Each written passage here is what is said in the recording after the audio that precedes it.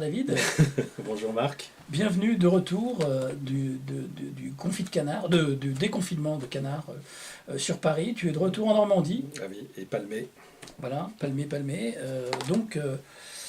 Tu as produit une vidéo récemment qui t'a pris quand même quelques temps et des moyens à la fois personnels, humains, de l'énergie et aussi un peu de financement personnel de ta poche qui s'appelle L'appel d'un citoyen français au réveil humain, qui a eu un certain succès, donc en français, en anglais, en espagnol, en 3 langues. Et là, tu es ici en Normandie, dans mon fief, pour nous parler peut-être de la suite, à partir de cet appel, de la suite des thèmes qui ont été aussi abordés dans cet appel. Hein. Voilà. Oui, l'erreur ne devient pas vérité parce qu'elle se propage et se multiplie. La vérité ne devient pas erreur parce que nul ne la voit. Temporairement, oubliez la propagande médiatique qui vous sature le cerveau et l'endort. Oubliez l'imposture de ces politiciens qui manipulent votre réel en jouant avec la vérité et la morale, en tordant la réalité pour nous entretenir dans la confusion. Leur langage est destiné à rendre vraisemblable le mensonge, respectable les lois liberticides qui nous massacrent et donnent l'apparence de solidité à ce qui n'est que du vent.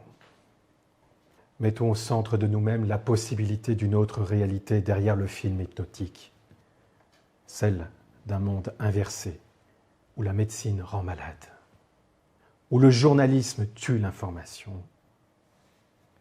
où le politique détruit la société. Imaginez la stratégie d'une idéologie folle mais maligne avec ses 3 règles d'or pour toucher tous les poissons. Le meilleur moyen est d'agir sur la mer.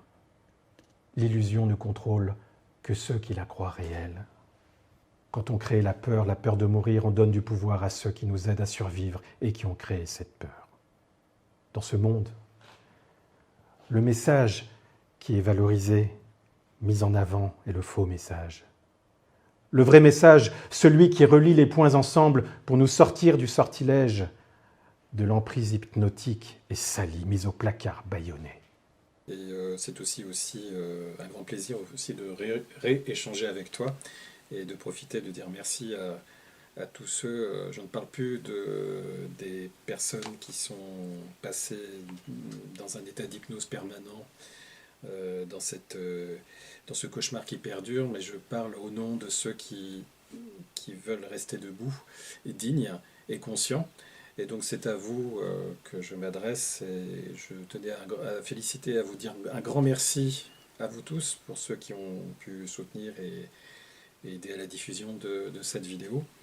Et puis aussi je voudrais remercier chaleureusement et je sais toute l'équipe, tous les gens proches, toute l'équipe qui a pu m'aider à élaborer pendant ces mois la construction autour de ce texte, de la réalisation, etc. Donc, en fait, Marc, c'est une guerre du verbe.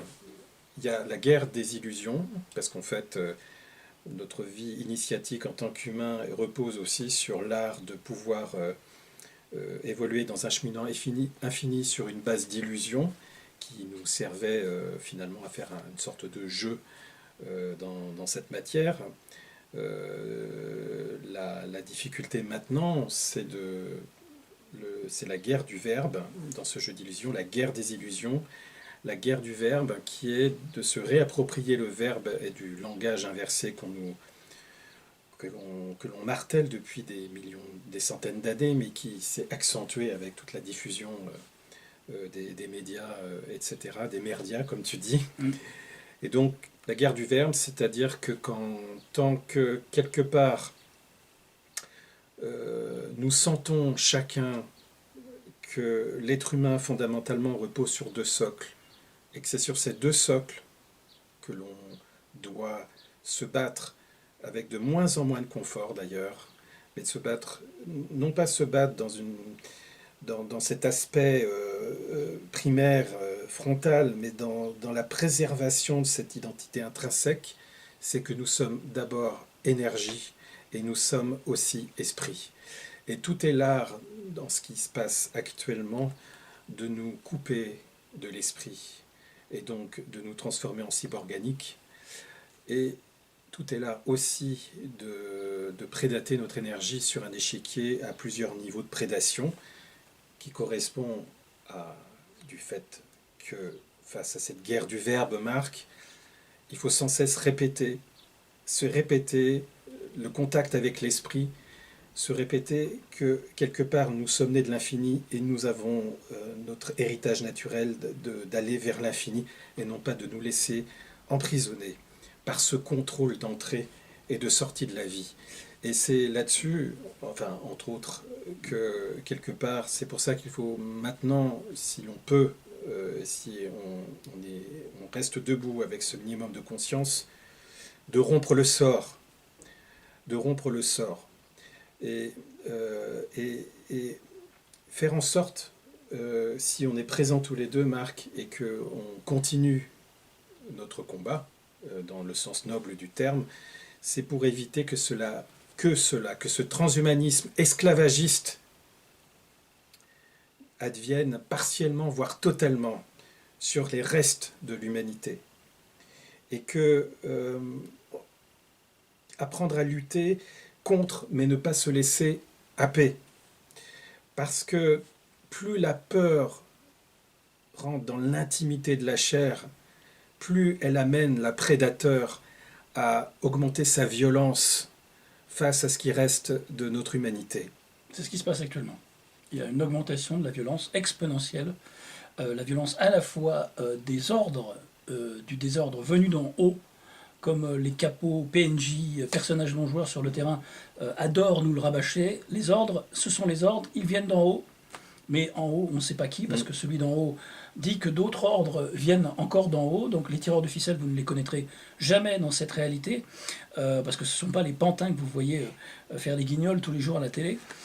Et donc, on avait fait une interview, nous, il y a 2-3 ans, sur le transhumanisme, sur la mort de la mort, et on voit qu'aujourd'hui, ces principaux acteurs de cette crise, qui est en fait un virage vers le transhumanisme à gogo, la fusion de l'homme et la machine, donc par la force, faire devenir, fusionner en fait l'homme et la machine. Enfin, quand je dis homme, je me comprends, il y a plusieurs humanités parmi nous et degrés de conscience et de niveau de conscience. La plupart sont des sous-programmes, c'est ceux qui nous obligent, voudraient nous obliger à obéir à ces fameux ordres du désordre. Et ce transhumanisme, la mort de la mort, on voit que l'acteur principal, qu'on avait cité à l'époque, qui s'appelait le docteur Laurent Alexandre, fait la joie de tous les propagandistes de tous les plateaux télé. Il est absolument partout, en train de déverser son venin, de nous accuser de complotisme, de terrorisme presque, pour de se poser simplement des questions sur la validité et la toxicité de ces fameuses injections. Et en même temps, derrière ce transhumanisme, il faut voir l'idéologie occulte qu'il y a aussi, Marc. C'est-à-dire que ce transhumanisme esclavagiste est un totalitarisme qui a l'air soft, de moins en moins soft d'ailleurs, et en fait l'être humain n'existe de plus en... les gens, la plupart de ceux qui sont hypnotisés ne se rendent pas compte qu'ils n'existent plus. Vous n'existez plus pour ceux à qui nous parlons et qui ont perdu, qui préfèrent croire, Marc, mais qui préfèrent croire à un beau mensonge que l'abominable vérité. Mais l'art de tout ça, en fait, c'est qu'ils ne savent même... c'est de conditionner des gens à croire à un cauchemar qui dure et qui ne pensent même plus que c'est un mensonge, mais que c'est la réalité. Et que notre rôle est absolument important maintenant pour ceux qui ont encore ce degré d'entretien de cette énergie, de cet entretien d'esprit. C'est que la perversion qui joue sur tous les niveaux, elle arrive à but final de créer de l'autocensure même dans tous ces gens qui se croisent. L'autocensure est le dernier pas avant d'aimer Big Brother. parce que la transcendance, comme on l'avait expliqué sur le transhumanisme, le transhumanisme est un détournement de notre héritage spirituel vers un absolu complètement perverti. Et je voudrais qu'on fasse un retour parce... C'est bon, parce que je ne voyais pas le... Ouais, je couperai. Je voudrais faire un retour sur ces fermiers intrusifs, Marc, parce que, comme je l'avais dit dans le discours, on peut dire ça comme ça, nous sommes face finalement à une matrice. Et en 2017, je pense qu'il y avait déjà un étage inférieur qui se construisait avec l'arrivée des technologies. Et je pense qu'on est sur un troisième niveau maintenant de matrice, qui est un enfermement global de l'entrée et la sortie de la vie de l'humain. La technologie moderne a commencé à arriver en 1947. On n'avait qu'à attendre justement qu'elle arrive à un certain sommet pour créer l'autre palier qui était déjà préparé depuis des centaines d'années. Mais ça, ce n'est pas nouveau, vous le savez. Mais avant, à une certaine époque, le mensonge faisait en sorte que les gens pensaient aller à la guerre. On poussait les gens à aller en guerre. Maintenant, le mensonge, c'est emprisonner, c'est sortir du réel les gens, de les emprisonner dans l'irréel, par la propagande du mensonge, par la propagande de la censure de l'information, par l'avènement de la robotisation, et aussi le shootage au plaisir. Parce que le shootage au plaisir, on retrouve le meilleur des mondes là-dedans. La fameuse servilité docile qui fait croire que le bonheur est un arrêt temporaire de l'anxiété. Et tout ça, pourquoi? Parce que le shootage au plaisir et l'interdiction, l'impossibilité aux nouvelles générations de créer de la sublimation et de la symbolisation fait que les nouvelles générations vont être molles, parce que coupées de la connaissance qui précède tous les savoirs. L'homme coupé de l'esprit devient rien du tout. Il devient juste une production d'énergie qui est contrôlée par l'entrée et la sortie de sa vie. Et avec Marc, c'est tout ce combat qu'on mène à l'exemple des peuples premiers qui ont été décimés et qui ont vu, je ne dis pas qu'ils avaient toute la vérité, mais qui ont vu une certaine forme de connaissance primordiale complètement être décimée et récupérée par les imposteurs, par les chevaliers de l'ombre, par cette force noire qui veut transformer la planète en projection de l'enfer. Alors quand tu parles de shootage au plaisir, c'est quand même un plaisir ultra limité pour les gogos, pour les neuneux, franchement pour les esclaves à quatre pattes devant un test PCR anal qui leur pend au derrière. Hein. C'est le cas en Chine, pour voyager en Chine. Ce qu'il faut faire comme test pour passer, bientôt ça sera évidemment le pass nasitaire. Et là on voit que c'est la grande ruée, alors cette vidéo sortira sûrement après, mais ça va être la grande ruée vers les terrasses, parce qu'on a dit que à telle date, les terrasses avec, je ne sais pas, 5 mètres carrés de distance entre chaque, donc 50% d'occupation, mais le grand délire dystopique entre les gens. Donc il faudra même, entre chaque plat, remettre le masque, remettre la muselière. Vous vous rendez compte jusqu'où ça peut aller? Et ça, si c'est du shootage au plaisir, moi je ne trouve aucun plaisir dans les carottes de conneries, de dystopiques énoncées par ce gouvernement complètement délirant et débile, nazi. Il n'y a pas d'autre mot. Ce sont des fascistes. Et il n'y a aucun plaisir dans des stades de foot où il n'y aura que des vaccinés pendant l'Euro, par exemple. Ils seront à un taux d'occupation de, je ne sais pas, 5 à 10 000 peut-être, pour des emplacements qui peuvent recueillir 100 000 personnes. Pareil pour un concert test qu'ils sont en train d'essayer de monter avec Indochine, mais apparemment ils ne trouvent pas assez de volontaires pour se faire tester. Donc les moujons sont tout autour de nous, mais peut-être que là, ça s'arrête, peut-être ça va s'arrêter un moment, hein, comme en Colombie d'ailleurs, où ils sont des millions parce qu'ils n'ont plus rien à manger dans la rue. Mais est-ce qu'il va falloir attendre qu'en France, on vous coupe les primes, les allocs, pour que vous ouvriez votre gueule et vos yeux en même temps, et vous réagissiez, au lieu de nous dire les ordres qui viennent d'en haut, vous devez mettre la muselière et on va vous empêcher de respirer pour avoir accès à tout. parce que ça devient délirant. Là, Il s'agit il n'y a aucun plaisir là-dedans. Voilà. Il s'agit de ne pas attendre que l'orage passe en pensant que la vie va redevenir comme avant, ou pire, qu'une nouvelle conscience va apparaître, ou qu'une nouvelle forme d'écologie consciente va apparaître. Il faut apprendre, pour ceux qui restent debout, j'ai envie de dire d'une expression très simple, apprendre à danser sous la pluie.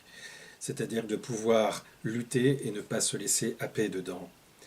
Il est clair que, en vous regardant, ou moi-même où j'en suis, nous sommes comment préserver coûte que coûte cette notion de ces hautes métaphysiques, de ce cœur qui bat faiblement encore, de ce lien que l'on peut avoir avec l'esprit, parce que c'est là qui est, en tout cas pour moi, le véritable enjeu. Pourquoi alors tout ça?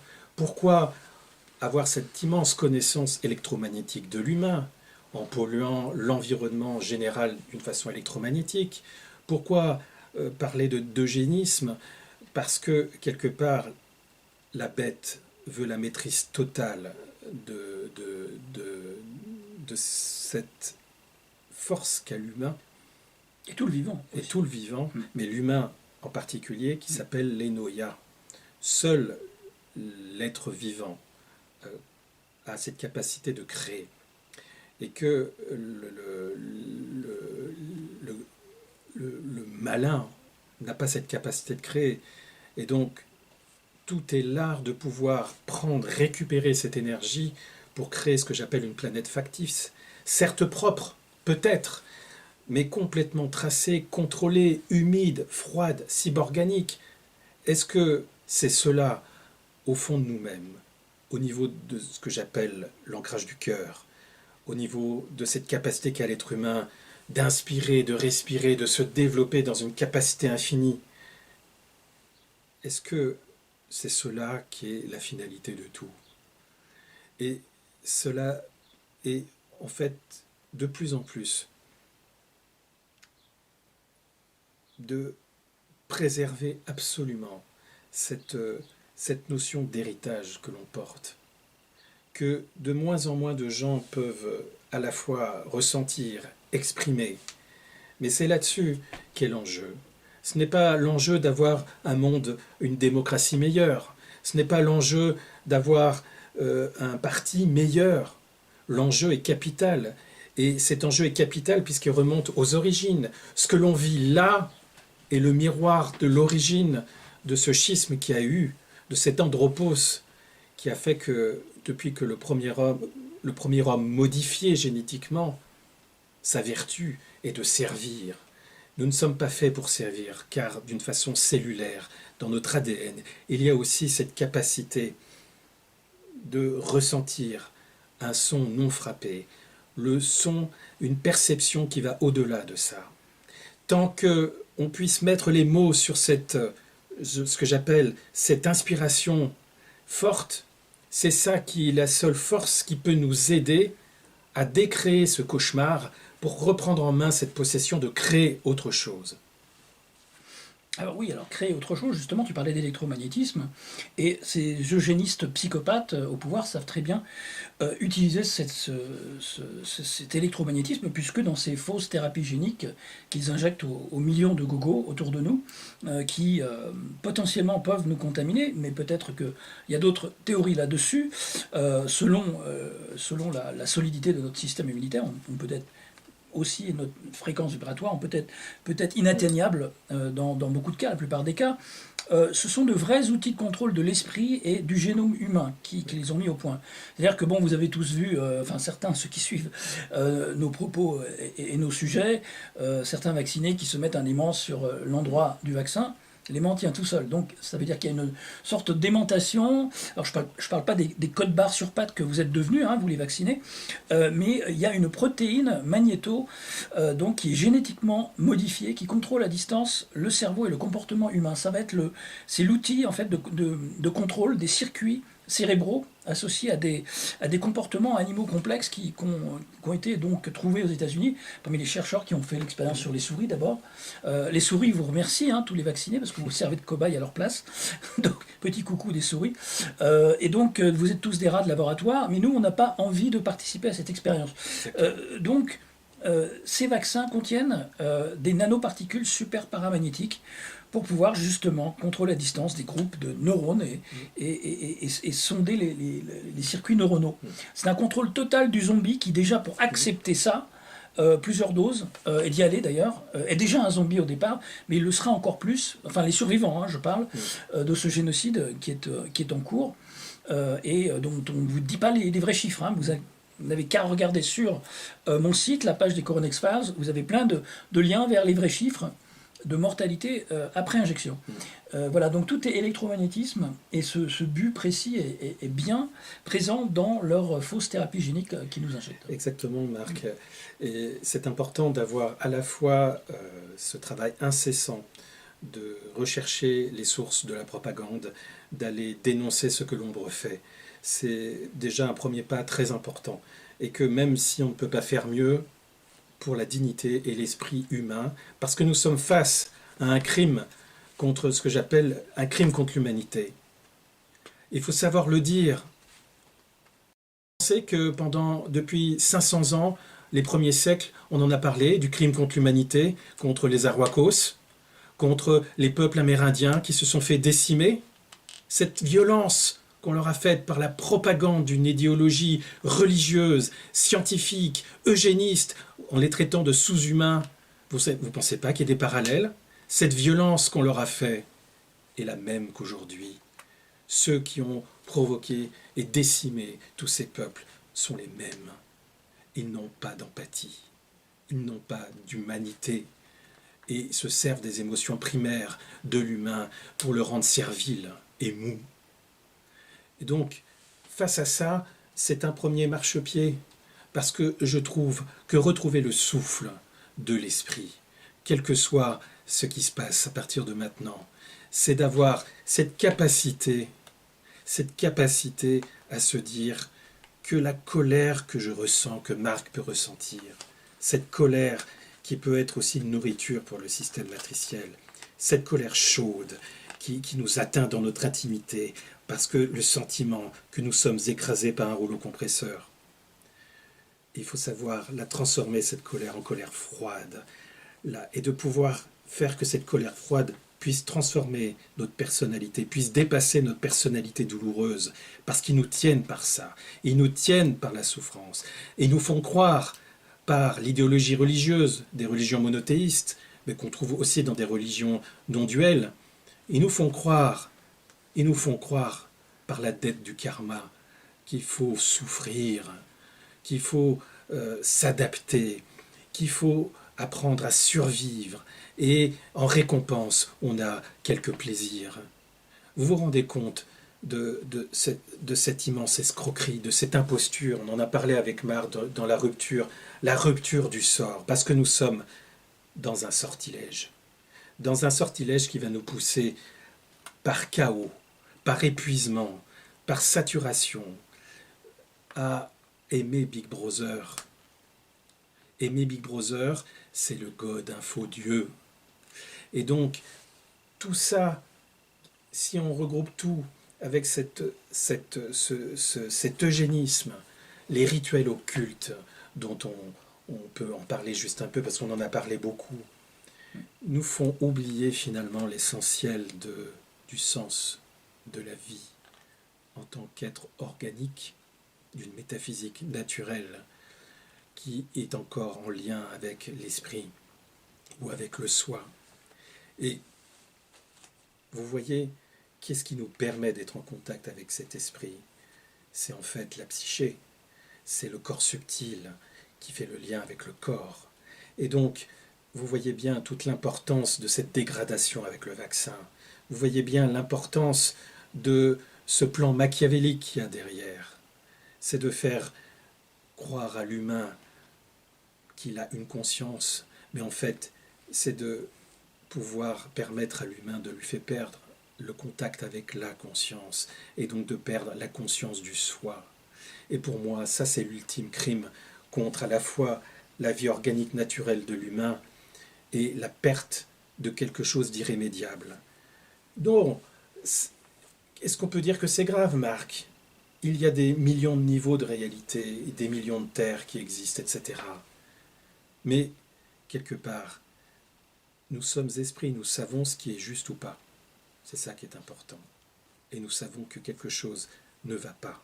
Quelque chose est de l'abus de notre propre capacité de transcendance, notre capacité à faire croire que ce qui nous entoure par notre corps mental, le corps mental est un système informatique, biologique, qui peut réduire la conscience à rien, comme elle peut s'ouvrir à tout, par l'ADN qui est un émetteur-récepteur, et si on lui envoie des mauvaises informations, l'être humain va croire à la réalité qui l'entoure. Donc, si, oui, répéter, c'est important, je m'en suis rendu compte, Marc, qu'il faut répéter sans cesse, parce que l'oubli est de plus en plus rapide.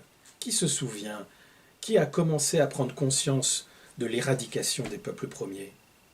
Qui a pu prendre conscience que jusqu'en 1900, à l'exposition universelle de Paris, il y avait au Jardin des Plantes des Amérindiens qui étaient exposés comme des bêtes sauvages? Un siècle. Il y a un siècle. Est-ce qu'on peut imaginer que, d'un seul coup, nous avons à la tête de ces pays des gens qui nous veulent du bien? Les Indiens de Colombie n'ont pas oublié, eux, parce qu'ils ont détruit ou donc balancé la statue d'un conquistador. Mais c'est un acte symbolique plutôt qu'autre chose. Mais déjà, on voit que chez eux, l'oubli n'a pas opéré. Tu ne peux pas massacrer des peuples et oublier comme ça des générations plus tard. Oui. Par contre, chez nous, oui, on a tout oublié. Hein. Alors complètement. On a oublié le nazisme, on a oublié l'occupation fasciste, on a oublié les rois abusifs et toutes les conquêtes de notre pays. C'est parce que quelque part, la source est la même, un totalitarisme. Mais le totalitarisme soft est l'art suprême de faire croire qu'il y a une cause, il va falloir remédier à cette cause. Le totalitarisme soft, comme le totalitarisme tout court, qui lui était dans l'affrontement direct, le totalitarisme soft est dans la même procédure. Il crée un événement, les gens vont réagir à cet événement parce que maintenant nous savons très bien, même à des niveaux mainstream, en psychologie, on sait très bien conduire quelqu'un comme une automobile, mais imaginez avec les nouvelles, avec tout ce qui existe. Donc on peut créer un événement, faire réagir un peuple et lui apporter des solutions. Vous comprenez?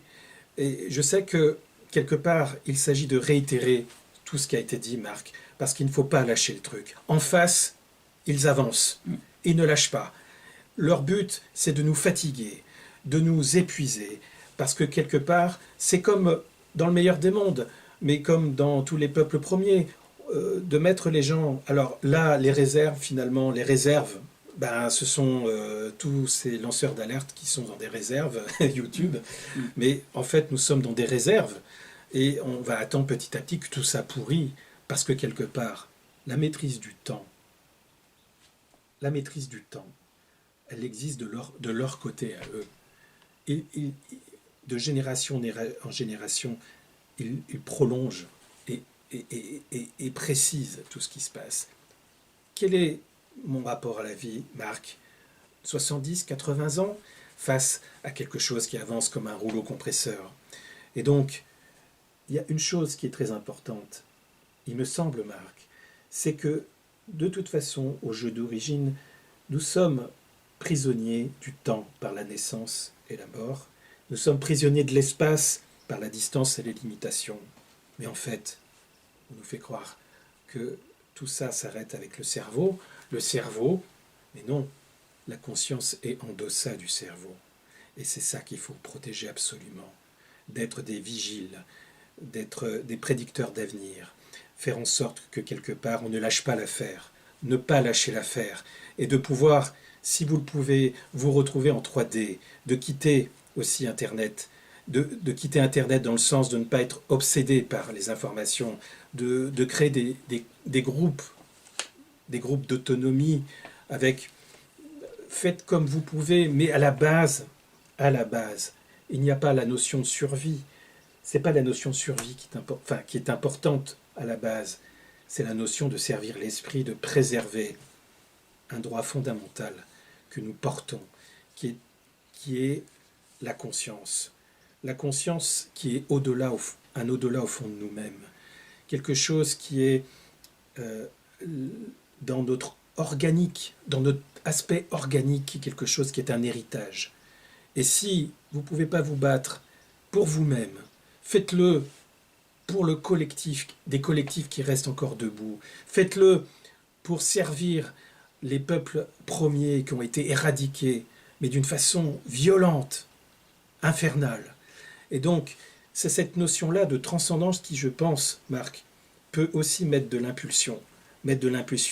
Parce que, encore une fois, nous sommes beaucoup plus forts que nos limites qu'on veut nous imposer. Oui, et de leur côté, ne lâcheront absolument pas.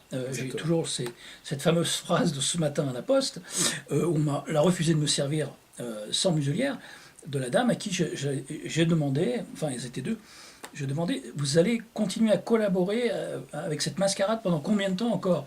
Pendant des années, elles m'ont répondu, aussi longtemps qu'il le faudra. Donc ces PNJ, au service de la dictature, sont là pour durer à vie. Ça ne les gêne pas, absolument pas. D'aller étouffer leurs gamins à l'école, d'aller piquer leurs anciens en EHPAD ou chez eux, ils s'en foutent. Ce sont des robots. Quand on coupe l'humain de l'esprit, on peut arracher le bébé à sa mère. Quand on coupe l'humain de l'esprit, quand on le considère, finalement, comme nous, on traite les animaux au niveau de l'eugénisme, c'est pareil. On nous traite de ce même niveau, en fait. Si on nie l'esprit dans l'humain, si on fabrique bientôt des bébés qui seront déjà génétiquement modifiés, et c'est déjà le cas, mais qui sont coupés d'une notion de transcendance naturelle, alors c'est la fin et la continuité d'une ligne infernale. Mais la question, c'est cette notion de sentir ce qui est juste ou pas. Voilà. Ce qui est juste ou pas, au fond de vous-même. Qu'est-ce que vous souhaitez? Est-ce que vous souhaitez mettre en priorité cette notion d'être shooté au bonheur, d'être shooté dans une servilité docile, de croire sans vraiment croire ce qu'on vous dit? Et pourquoi? À quoi ça sert de voyager? À quoi ça sert d'aller au bistrot? À quoi ça sert d'aller au resto si à la fin de votre vie, vous êtes réduit à être ce que j'appelle à faire partie de cette grande boucle infernale de l'ouroboros qui est de récupération de votre énergie et de recommencer un cycle dans l'amnésie et de recommencer la même chose. Un code barre amnésique. Voilà. Et que cette notion, Marc, de l'entrée et la sortie de la vie, elle est très importante. Elle est très importante. Parce qu'en fait, ce qui est important à comprendre, c'est que tout le système est en train c'est comme s'il mettait une balle sous l'eau. Nous sommes des ballons qui sont compressés sous l'eau. Et que, quelque part, si on ne réussit pas à retrouver la détente, c'est-à-dire de retrouver notre état d'origine, comme un élastique en fait, et que c'est vraiment ça ce sentiment, c'est d'arriver à quitter là où est l'intime finalement aliénation, qui est l'entretien de notre culpabilité, de notre empoisonnement physique, de cette capacité à que nous perdions l'énergie de notre moteur indispensable pour l'après-vie. C'est-à-dire que plus le bateau est puissant, plus les vagues sont puissantes. Si nous mourrons dans la culpabilité, dans la non-conscience, dans l'enfermement d'une dualité chutée, pas d'une dualité qui nous poussait à sortir, mais d'une dualité chutée et entretenue, si notre taux de fréquence vibratoire est médiocre, si notre conscience est réduite finalement à une conscience qu'on croit avoir trouvée, mais qui n'est qu'un assemblage un conditionnement, un programme qui s'est enregistré en nous, si nous ne comprenons pas qu'il y a tout ça à préparer, parce que quelque part, la naissance et la mort sont très liées.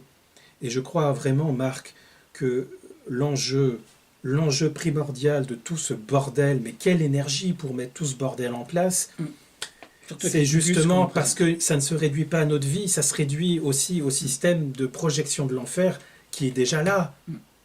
C'est que, quelque part, si nous n'avons pas cette capacité à sentir à travers une sorte de vortex qui est la détente de l'élastique, c'est-à-dire qu'on tend l'élastique, on nous force à être dans un truc très tendu et qu'on n'arrive même pas à lâcher prise, à se détendre, si on n'a pas ce sentiment-là, mais à quoi ça sert tout ce qu'on va vous proposer? Sûrement pas l'idée d'un transhumanisme qui parle de la mort organique, naturelle de l'humain. Nous, avec Marc, on a parlé de la mort, de la réponse au transhumanisme. Ben, c'est justement pour montrer que la mort que vous propose le transhumanisme est une mort de récupération. C'est le mort de l'âme. Et entretient la dette karmique. Vous entretient dans un conditionnement, même inconscient, de dette karmique, et que, quelque part, ce meilleur des mondes vous empêche finalement d'apprendre à vous rééprouver dans la vie, à vous re-être, c'est-à-dire de savoir que dans la vie, il y a des passages de portes initiatiques à passer, qu'il y a des questionnements métaphysiques à s'interroger, du « qui suis-je ? Où mettons-nous notre énergie ? À qui je donne mon pouvoir aujourd'hui ?» Vous voyez ? À qui je donne mon pouvoir aujourd'hui ? Où est-ce que est mon niveau de perte de la perspective suprême ? C'est des questions très importantes à vous poser, quelle que soit la vie que vous avez, quelle que soit la vie que vous avez, et surtout si vous avez encore un minimum d'aération dans votre vie, c'est très important de se poser ces questions parce que c'est l'enjeu même de la vie, l'enjeu même de notre parcours de vie.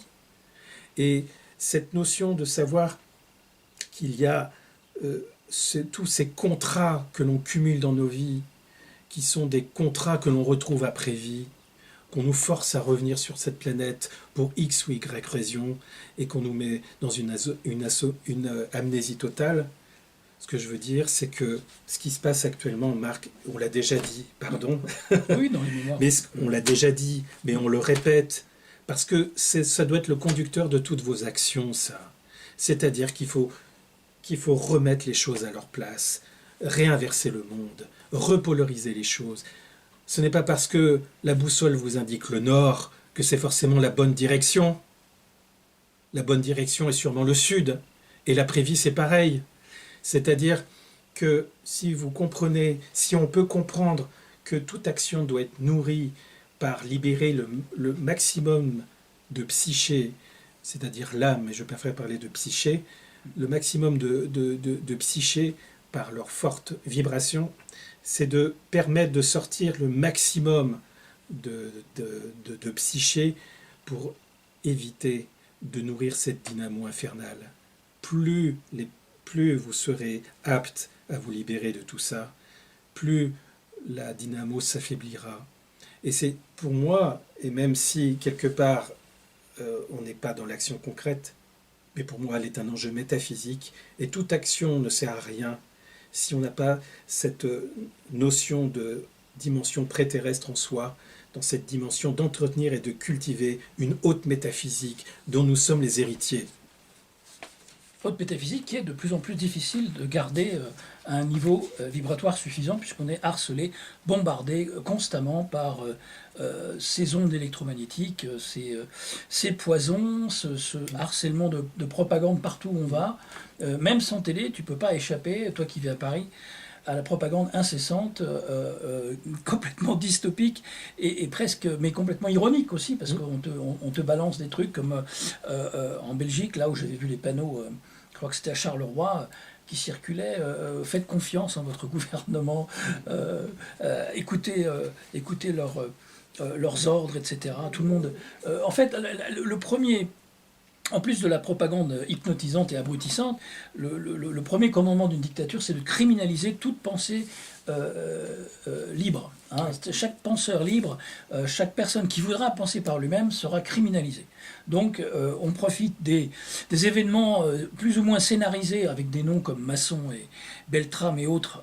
Pour moi, c'est un scénario matriciel totalement occulte. Des morts de flics avec un hommage national de toute la clique de masqués de Darth Vader qui sont là pour vous dire toute la journée, mon Dieu, il faut punir ces adolescents qui tirent sur des hommes en uniforme. Donc en fait, pour amalgamer tout le monde, toute personne qui pensera librement et qui osera hausser le ton, répondre à un Robocop, sera châtié comme le terroriste potentiel qui sera décrété par la criminalisation de la pensée libre dans la dictature. Et comme dit Marc, c'est important de faire ce travail sans cesse de journaliste, j'allais dire de journaliste, je veux employer le terme d'anarchiste éclairé, voilà, c'est-à-dire de pouvoir avoir cette capacité de remettre les sources de la propagande sur le tapis sans arrêt, inlassablement. Parce qu'en fait, ce lien est finalement à démasquer derrière l'occulte. Il y a toute cette infiltration idéologique et perfide du totalitarisme. Et qu'il faut vraiment mettre en lumière cette... C'est pas parce qu'une idée est mondiale qu'elle est la vérité. On le sait. C'est pas parce que quelque part une idéologie est mondiale qu'elle est la vérité. Et que tout ça est une affaire de finalité. La finalité de tout ça, c'est le recyclage. C'est la machinerie de cet univers inversé, le recyclage. Voilà. Et que c'est pour ça que c'est important d'avoir cette image de dynamo. Voilà. L'image de dynamo, c'est de savoir si vous voulez n'être qu'un programme toute votre vie. Voilà. Il faut mieux vivre une vie avec une journée avec conscience qu'être 80 ans à mouton. Voilà. Et le grand travail de tout ça, c'est que finalement, on revient sur la question fondamentale, c'est d'où tirons-nous notre origine, Marc? Et que cette réponse devrait être ancrée, et quel que soit le niveau de votre existence, quelles que soient vos préoccupations, je sais bien que c'est difficile en ce moment, mais c'est le système qui le veut. Il veut que vous ayez le cou, la tête vers le bas, à la fois dans votre iPhone et à la fois dans votre survie, et d'oublier finalement la connaissance, une connaissance métaphysique très importante. La connaissance métaphysique très importante qui est la notion de conscience, de volonté, du rapport de l'esprit à la matière, parce qu'en fait c'est un enjeu capital. L'esprit domine la matière, et que si on usurpe l'esprit, et que si on l'inverse l'esprit, et que si on prend son énergie, on est capable de créer un monde inversé. Et donc cette connaissance métaphysique de la volonté conscience suprême, de l'amour-conscience, ça nous permet de nous reboussoler, de nous réenraciner dans quelque chose qui est la vraie dimension. Et puis de faire comme les anciens aussi, c'est important Marc, à travers ce que tu fais toi, en croisant les informations, mais il y a à croiser les choses dans une structure qui veut nous spécialiser, qui veut nous faire croire que la standardisation et l'uniformisation est la clé de la liberté. La standardisation et l'uniformisation n'ont jamais conduit à la liberté. Et donc, oui à la différenciation, oui au fait que qu'est-ce que vous allez vous décréer en vous, déprogrammer en vous, pour commencer ce chemin, quel que soit ce qui se passe, pour vous permettre de trouver une action qui est le plus juste par rapport à vous. Parce que quelque part, une conscience altérée détruit la santé. Une conscience altérée produit des mauvaises actions, des mauvaises perceptions de soi, une mauvaise réalité. Donc tout tient dans cet enjeu important qui est la conscience, avec un grand C, pas celle qui vous habite avec des pensées, etc. C'est le sentiment que, quelque part, dans le cœur, il y a une force en vous, une force qui, pour mon ami Marc, que je vois, une force qui l'anime, qui le met debout depuis 5 ans que je le connais. Mais c'est cette énergie-là qu'il faut entretenir, parce qu'en face, on parlait de fermier intrusif qui ne lâche pas l'affaire. Il laboure le champ, il laboure le champ, il laboure le champ. jusqu'à recevoir la moisson grâce au grand reset, qui est la perte des mémoires, et c'est reparti dans un nouveau cycle. De notre côté, il faut cultiver aussi cet entretien, c'est de créer une autonomie de notre psyché, de labourer cette nouvelle terre dans laquelle nous avons ce potentiel, mais qu'il faut cultiver et entretenir. C'est de croiser les choses. Et sans arrêt, faites ce collectif de pointer vers une direction, comme Marc et moi on peut le faire, pointer vers une direction, pointer vers quelque chose qui est la véritable, finalement, conscience d'être, la véritable joie d'être, qui n'est pas de la distraction ni du divertissement, qui est vraiment une joie au-delà de la naissance, de la mort, de l'espace. Et c'est ça qui est très important, parce que en cultivant ce feu sacré, les actions vont être beaucoup plus affinées. À quel niveau on est, Marc? Oui, alors c'est important de cultiver la désobéissance. Pour moi, si on avait désobéi déjà, un minimum, depuis le début, on n'en serait absolument pas là, dans l'enchaînement à grands pas de ce programme anthropique de surveillance mondiale. Il n'y a pas une rue dans Paris qui n'est pas surveillée par une caméra de surveillance, mon cher David. Oui. Donc, vous voulez vivre dans un monde pareil, où vous aurez le crédit citoyen social à la chinoise, où on va vous donner des points, comme sur un permis de conduire, pour pouvoir respirer, vous déplacer, aller voir vos proches, aller travailler, gagner votre croûte.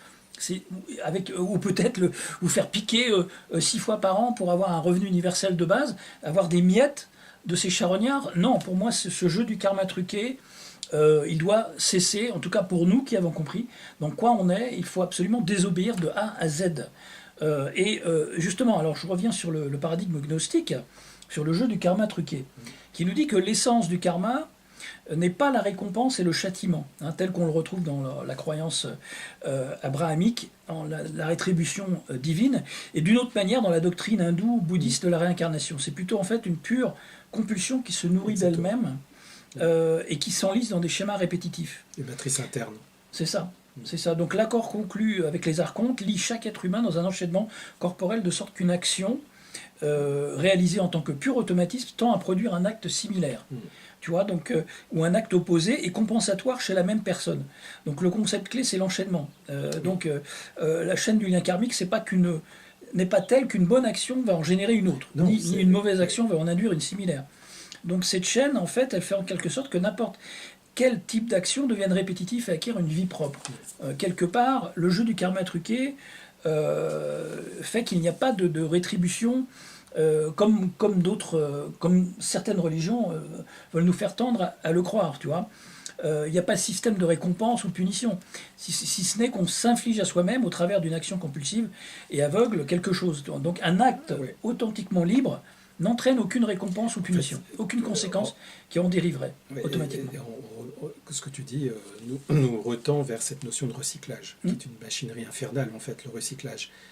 Mais interrogeons-nous, est-ce que si on est les héritiers d'une conscience amour, j'allais dire, de conscience suprême, on n'a pas besoin d'être dans un karma, dans une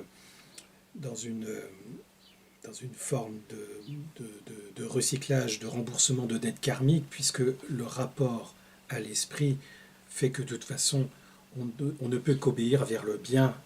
On n'a pas besoin de se culpabiliser, etc., pour se dire je vais rembourser ma dette, comme certains moines tournent des moulins à vent pour gagner des vies. Et ce qui est important, c'est de dissocier finalement. Et ça, c'est un véritable enjeu de dissocier ce qui est la révélation interne qu'on porte en soi, qui est très importante sur la notion de se réapproprier en fait, se réapproprier notre liberté de ressentir les choses, d'interroger cette notion de recyclage, parce que si on ne le fait pas, quelqu'un peut traverser sa vie, et c'est ça qui est absolument ahurissant, Marc. Combien, est-ce que vous vous rappelez le nom de votre arrière-grand-père? Je pense pas. Moi-même, j'ai oublié. Mais pensez à prenons juste le siècle dernier, ces millions de tragédies qui ont eu, ces millions de gens qui ont voulu faire avancer la démocratie, ces milliards de gens La démocratie. qui ont été dans la compulsion, etc. Mais en fait, qu'est-ce qui reste de tout ça? Qu'est-ce qui reste de tout ça? Juste à engraisser les cimetières. Et que cette énergie libérée ne sert qu'à ce grand recyclage. Et donc, pour moi, la question est que c'est ça. On ne parle jamais, par rapport à cette propagande, on ne parle jamais des enjeux de la vie et de la mort, en dehors du fait de vouloir les contrôler. Comment cela fait que toute notre vie, nous sommes sous contrat? Vous pensez qu'à la mort, ça se termine? Ben, on continuera avec des contrats. Parce que quelque part, l'inconscient machiavélique qui nous porte enregistre finalement toutes les données, mais peuvent être lues. Donc nous sommes, à notre mort, on utilise nos propres projections et souvenirs pour recommencer, à travers une sorte de mémoire écran, cette continuité infernale. C'est pour ça que quand on parle, pour moi, actuellement de vaccins, Marc, de cette propagande qui se passe, du meilleur des mondes qui s'installe, avec un saupoudrage, voire un plus gros saupoudrage de 1984, vous pensez vraiment que nous sommes des méchants complotistes? Franchement, où sont les complotistes? En fait, l'art du complot existe depuis des millions d'années et est utilisé pour entretenir et penser, planifier des actions en secret. Où sont les complotistes actuellement? Posez-vous cette question.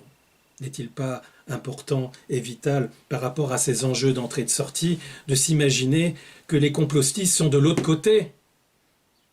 Et qu'il faut dénoncer ça. Il faut dénoncer. Et encore une fois, avec Marc, on ne parle plus... Mais... En fait, il faut sans cesse répéter et avoir une vision la plus holistique ou globale possible de la physique et de la métaphysique. C'est important de retrouver une métaphysique puissante, parce que là-dessus, je suis sûr que, quelque part, en mettant cette action en place, à la fois métaphysique et d'action conjuguée, nous pouvons créer des feux partout, Marc. Nous pouvons créer des feux partout pour empêcher que cela advienne trop rapidement, ou voire arrêter, ou ralentir la chute, ou éveiller le maximum de gens. Parce que, regarde ce qui se passe quand on a tout perdu. Il reste enfin l'action de pouvoir se dire: quelle injustice, mon Dieu! Je suis atteint dans l'intimité de ma chair, je suis atteint dans mon intimité la plus profonde, et on veut me couper l'esprit, on veut me couper ce souffle qui fait que toute vie a du sens. C'est ça qui doit être très important. C'est un génocide qui se passe actuellement. Un génocide, un crime contre l'humanité, contre le soi, même si ça ne veut pas dire grand-chose, mais voilà, ça a l'honnêteté de dire les choses telles qu'elles sont. Et que tous ces gouvernements, on se l'était dit, qui est diriger le mental, en fait, diriger vos esprits, en fait. Tous ces gens qui, finalement, finalement, agitent le peuple, finalement, pour s'en servir. Agitent le peuple dans le sens même où, finalement, ce peuple a envie de réagir aussi face à l'abomination qu'ils vivent au niveau physique, au niveau de leur intimité, de leur chair, de leur vie matérielle. En fait, ce que j'ai voulu te dire, c'est que le fondement métaphysique, notre dignité, elle est en deçà des lois d'action et réaction qui existent sur cette planète et qui peuvent nourrir cette notion de matrice et de monde inversé. Et que, pour moi, quand souvent je dis que le vivant repousse, et l'énergie de la vie repousse toujours là où ça a été brûlé, en fait, cette énergie de vie qui est en nous, elle doit nous servir pour sortir de cette dualité infernale, de ce monde inversé. Et que ce monde veut absolument faire de nous des chenilles mécanisées, enfermées dans une unité qui est l'unité de l'enfer, en fait. Et la fonction est finalement qu'on n'a jamais vu de papillon avec des morceaux de chenille. En fait, cette vie nous pousse à la maïeutique, à la transformation radicale et locomoteur de nos impulsions émotionnelles, physiques et mentales. Et tant que cette matrice, tant que ce système nourrit nos émotions primaires, nous serons véhiculés par des réactions de vengeance face à l'injustice. Et de ma part, c'est l'opinion que je peux ressentir, Marc, et que tu vas me répondre à ça, c'est que nous sommes dans un système cybernétique. Et le système cybernétique, il y a des entrées et des sorties. Il y a même des dissidents contrôlés. Il y a même des rituels de vengeance. Mais en fait, nous, dont on parle, qui est l'enjeu finalement, c'est de sortir des lois et des règles de ce système cybernétique, parce qu'en fait, nous ne sommes pas faits pour vivre dans une dualité chutée. Nous sommes faits pour être hors cadre, hors sentier battu. Nous sommes faits pour quelque chose de bien plus grand que nos limites, et que la véritable enjeu de notre liberté est avant tout, je dirais, la préservation de cette connaissance métaphysique que nous portons d'une façon instinctive en nous, et que la meilleure façon, c'est de toute façon se dire que il n'y a pas de... La haine ne peut être entretenue que par celui qui l'a créée. Si vous êtes dans la haine pour le système, c'est cette haine qui vous nourrit, et dans la basse vibration. Ce que je puis vous dire tout à l'heure, c'est que cette colère que vous portez légitime, transformez-la en colère froide et travaillez dessus, peut-être à travers des actions beaucoup plus affinées, beaucoup plus justes, moins réactives. Faites-la en sorte que cette haine, vous la servez à l'esprit pour dépasser votre personnalité. Marc. Et c'est vrai que depuis le début de l'humanité, on nous vend des systèmes de rétribution, de récompense, de punition en boucle, et qu'on voit qu'en fait, à travers ce système de jeu du karma truqué, rien n'a eu vraiment de valeur authentique dans l'action de punition. Exemple, alors on nous promet une démocratie, c'est une démoncratie, hein, ce sont des démons qui sont au pouvoir depuis toujours, c'est un concept maçonnique très joli, tiré de la Grèce antique, avec Démos, le pouvoir au peuple, etc. Mais c'est absolument tout l'inverse qui se produit depuis. Le fameux Nuremberg 2 dont on nous promet l'arrivée bientôt, avec ses avocats, à grand renfort de effectivement lobbying, qui sur le papier paraît bienveillant, évidemment de très bonne volonté, mais dans l'histoire, qu'est-ce qui s'est passé réellement? Le Nuremberg 1 était une grosse farce. Hein, les vrais tortionnaires nazis se sont échappés. L'opération Paperclip leur a permis de transiter à l'ouest. D'autres sont allés à l'est, d'autres vers le sud, etc. D'autres vers le nord, d'autres en Amérique du Sud. En fait, c'était un simulacre de justice par rapport à un génocide. Et vous croyez que ce Nuremberg 2 va être autre chose qu'un simulacre de justice s'il n'a jamais lieu? C'est-à-dire que c'est très bien toutes ces comment dire, ces factions de lobbying qui se disent vous inquiétez pas, on s'occupe de tout, on vit dans la mauvaise foi et la dictature, mais on va le renverser bientôt en écrivant à notre député, en écrivant à notre bourreau, à nos bourreaux, et en demandant par le même cheminement et les mêmes institutions qui sont pourries à la base jusqu'à la moelle, la moindre justice en rétribution. En fait, ça ne marche pas comme ça. C'est pas possible. C'est un système, comme tu dis, cybernétique, où il n'y a pas de récompense, il n'y a pas de réelle punition. On est dans le jeu du karma truqué. Ceux qui nuisent vont continuer à nuire et n'encourront aucune punition. Émanant de l'ordre cosmique, hein, on nous vante ça, qu'il faut notre consentement, etc. C'est magnifique. Est-ce que vous voyez le moindre consentement de la part de ceux qui ont compris réellement ces temps-ci depuis 1 an et demi? Moi, je n'en vois pas. Il n'y a pas. C'est un ordre ou une amende ou la tôle. C'est rien d'autre. Il n'y a pas de demande de consentement. Absence d'empathie. Absence Aussi. d'empathie. Absence d'empathie. Il n'y a plus...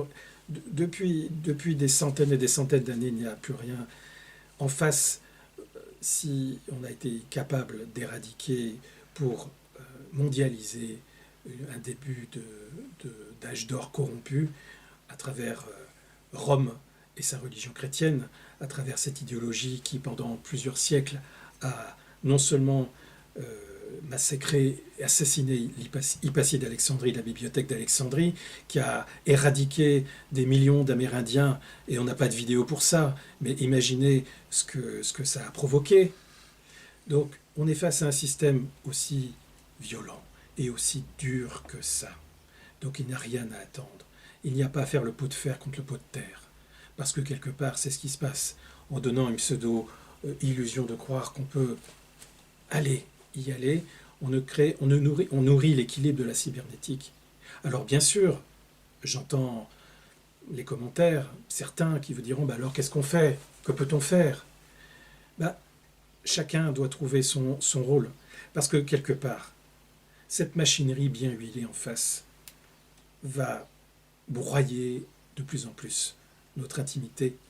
Elle a tellement préparé ce truc-là que, d'une façon froide, systématique, la machinerie va continuer et le recyclage d'après-vie va continuer. Donc, si on parle tant de l'entrée et la sortie de la vie avec Marc, c'est que d'un seul coup, on se rend compte de quelque chose. On se rend compte de quelque chose. On se rend compte simplement que passer toute sa vie sans prendre conscience que l'on va mourir un jour, sans prendre conscience qu'il y a une histoire de dignité, de conscience et d'être vertical jusqu'au bout, les pieds bien dans la terre, et affiner sa capacité de voir les choses, de purifier les poisons, les mémoires de son cœur, est déjà une chose très importante.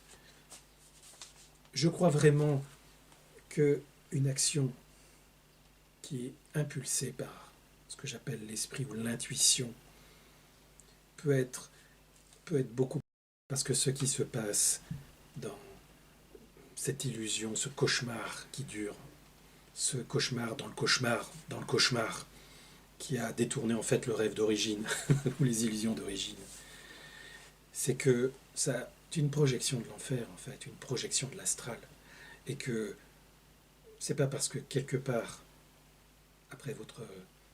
avec la fin du corps physique, que vous allez retrouver un semblant, que vous allez être soulagé de voir que la vie continue, mais en fait, la manipulation, l'usurpation, le sortilège va vous induire dans qui es-tu? D'où viens-tu? Tu vois, tu vas devoir évoluer, tu vas devoir voir cette lumière était proche, et tu vas pouvoir continuer à évoluer grâce à tes actions, tu vas devenir meilleur. En fait, ça c'est une supercherie. Et pour moi, l'enjeu de ces phrases qui sont indiquées, et que c'est pour ça qu'avec Marc, je trouve qu'il y a la capacité de croiser les choses. Croiser les choses, c'est-à-dire de voir qu'un bon film américain se trouve derrière l'après-vie. Un bon film américain qui va vous faire évoluer avec un happy end, et au moment où vous pensez qu'il y a un happy end, on vous souffle le baiser de l'ange. Et puis, vous retrouvez, ça y est, vous naissez, et vous avez déjà des mémoires traumatiques qui vous suivent. Le bon a été éloigné, mais les mémoires traumatiques vont être de nouveau réveillées, et que de nouveau, vous allez devoir vous réapprendre, et au moment où vous allez comprendre qu'il faut évoluer, le cycle infernal recommence. Et que tout ça se perfectionne de plus en plus. Tout ça devient une dynamo bien huilée avec cette notion de ce vaccin qu'on veut vous impulser, qui est une forme, j'ai envie de dire, de capacité à créer une étroitesse de votre capacité à voir, de vous mettre dans l'impossibilité d'agrandir votre vision, car nous portons un potentiel d'une vision infinité, immense et infinie, mais nous pouvons être réduits à rien, parce que l'aveuglement, ça veut dire voir mal, et qu'une mauvaise connaissance est pire que l'ignorance. Et donc, cet enjeu, comme dit Marc, c'est, je crois, qui est là où nous avons le plus d'atouts, en fait. C'est que nous avons une puissance liée à notre héritage, à cet héritage métaphysique, même si nous avons été détournés de cet héritage par des modifications génétiques, nous portons, et c'est ça, nous portons parce que rien n'existe sans ça, nous portons un contact avec cet esprit qui nous dit intuitivement qu'il y a d'innombrables naissances et morts, mais il n'y a ni naissance ni mort.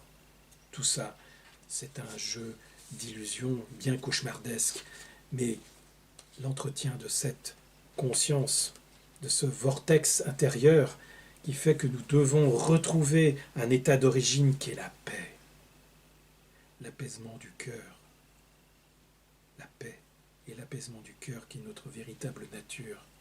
Et on veut nous faire croire que toute la vie, il faut servir avec contrat, en transpirant pour construire quelque chose, sans avoir une simple conscience que dans cette vie, il y a un début et une fin, et que quelque part, tout l'enjeu qui se passe actuellement, c'est la maîtrise de l'entrée de vie et la maîtrise du nouveau mort. Le nouveau mort que veut construire le transhumanisme, qui n'est pas si nouveau, puisque ce système ne va pas vous promettre un nouveau âge d'or. C'est le même système avec la même perfidie derrière, mais perfectionné, le perfectionnement de l'après-vie aussi. Oui, exactement. Donc l'option d'autocorrection, comme on a dit tout à l'heure, ça veut dire qu'il n'y a pas de clause de responsabilité en dehors du libre arbitre souverain de chacun individuellement. Donc il n'y a pas de système cosmique de compensation morale. Donc il n'y a pas de justice décrétée dans l'univers. Hein. Le malfaiteur, par exemple, qui spolie, qui tue, qui vole et dupe autrui, il ne peut pas s'auto-corriger. Hein. Il peut stopper que par un autre individu. D'où les films hollywoodiens qui nous montrent toujours le gentil flic qui va montrer cette vérité évidente. Donc moi je pense que comme le jeu du karma est un jeu truqué, la libération de ce karma vient à partir du moment où on perçoit comment il est truqué. Et c'est déjà très important. Oui. C'est un premier parle. Il suffit juste de prendre de cette phrase. Si on veut être sauveur, il nous faut des gens sauvés. Voilà, le karma truqué. Si vous avez le sentiment de vouloir sauver, forcément il y a des gens qui ont besoin d'être sauvés et la machine recommence. Voilà. Donc l'éveil spirituel massif, je ne veux pas être pessimiste, je ne le vois pas actuellement arriver à un point culminant vers lequel la mauvaise foi va basculer dans les tréfonds de la connerie environnante actuelle qui a atteint des niveaux jamais égalés. Et je pense qu'on n'est pas arrivé au bout de la provocation, malheureusement. Il faut prendre l'exemple des peuples amérindiens. Finalement, nous sommes les défenseurs finalement de ceux qui restent encore debout. Les gens debout, les gens liés à l'esprit sont considérés comme des anormaux actuellement. Vous comprenez ? C'est les gens qui marchent à quatre pattes qui sont dans la normalité. Voilà le monde inversé. Et les Amérindiens qui étaient traités de sous-humains, d'animal, qu'est-ce qu'ils ont fait ? Ils sont restés dignes et verticales jusqu'au bout. Et jusqu'au bout, même si les chamans ont disparu, même si les médecins ont disparu, ils ont tenu jusqu'au bout, et tentent, même s'ils ils sont plus que 6 dans certaines tribus, dans certains peuples, ils ne sont comme les peuples de la mer, du Chili, qui vivaient vraiment une symbiose avec la mer, etc. Ils ne sont plus que 6. 6. Et ils continuent à parler et à défendre leur langue. C'est ce courage-là qu'il faut avoir, Marc. Ce courage-là. Ce courage-là pour rester digne. Et pour rester digne, quand on a compris ce qui se passe, eh bien on désobéit absolument à tous les niveaux, du premier niveau jusqu'au plus haut niveau, hein, du pass nazitaire jusqu'au simple gel pour mieux nous entuber sur les mains. Franchement, si vous n'avez pas désobéi depuis le début, là, il est presque déjà trop tard pour renverser les choses de façon drastique. Parce que là, ils ont atteint un niveau d'emprise sur les masses qui sont simplement robotisées et hypnotisées. Quand ces masses-là, survivantes à leur thérapie génique, fausse thérapie génique, sera sous contrôle total de l'électromagnétisme des neurones et du cerveau, vous les verrez se retourner encore pire contre nous, qui représentons quand même une minorité de derniers humains conscients, en cette fin de cycle, tels des hordes de zombies, ils vont se ruer sur nous pour carrément nous balancer dans leur camp où je ne veux pas aller. Donc, restez dignes jusqu'au bout, jusqu'au moment T, et en attendant, essayez de cultiver le peu de libre arbitre qu'il vous est donné d'utiliser, et le peu de liberté qu'il vous reste dans ce monde sous surveillance vraiment insupportable. Voilà. Et n'oubliez pas de travailler sur la notion de triade qui est le corps, la psyché et le corps causal, le soi profond. C'est-à-dire que faites en sorte de ne pas être trop atteint par la notion de peur, la notion de tristesse, la notion de culpabilité qui est très importante pour préparer finalement. Il faut la mort est une façon de se re-être, une recréation, et qu'elle doit faire partie intégrante de votre vie d'une façon prématurée, mais de vous permettre aussi de penser que vous êtes fait pour intégrer la naissance et la mort, que votre conscience est suffisamment énorme et grande, infinie, pour être au-delà de ça. Et n'oubliez pas, en vous, cet écran blanc, immaculé, qui est votre véritable nature, et que tout ce qu'on balance sur cet écran blanc n'est qu'une projection à la fois entretenue de vos pensées, etc. Et que cet écran blanc en vous, vous devez le préparer d'une façon le plus apaisée possible, tout en restant digne et debout dans cette vie. Parce que dans cette vie, la grande vie qu'il faut défendre, Marc, la grande vie qu'il faut défendre, elle est au-delà de ce mauvais film de merde qu'on projette et qu'on entretient sur cet écran blanc qui est finalement votre véritable nature.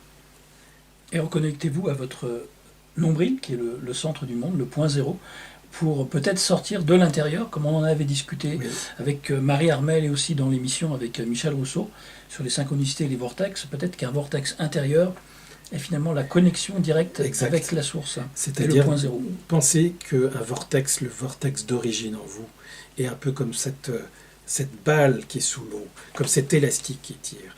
Il faut absolument rompre avec tous les attachements sur cette planète. Il faut aussi vous permettre de libérer toutes les projections mentales qui peuvent exister et par votre capacité d'enracinement, par votre capacité de créer un vide intérieur qui n'est pas vide, quelque chose qui vous permet de sentir dans ce vortex le retour aux origines, le retour vers quelque chose de bien plus grand que tous les scénarios qu'on va vous présenter. Alors Marc... Un petit clin d'œil d'abord à une tradition catalane, le Caganer, n'est-ce pas, en période de fin d'année, qui est en fait de se libérer de tous les fardeaux de l'année précédente. Eh bien, je vous recommande de faire la même chose que ce Caganer catalan qui se libère de son fardeau, avec tous les harcèlements toxiques autour de vous. Et le seul geste barrière qui compte actuellement... Voilà. N'oubliez pas ce geste barrière. Voilà. Le geste barrière. Le mien, il a du mal le à geste rester. d'Alain Barrière. Voilà. Et qu'il ne faut pas attendre que l'orage passe, mais apprendre à danser sous la pluie. Comme dirait Georges Clooney. À bientôt. À bientôt. À la prochaine.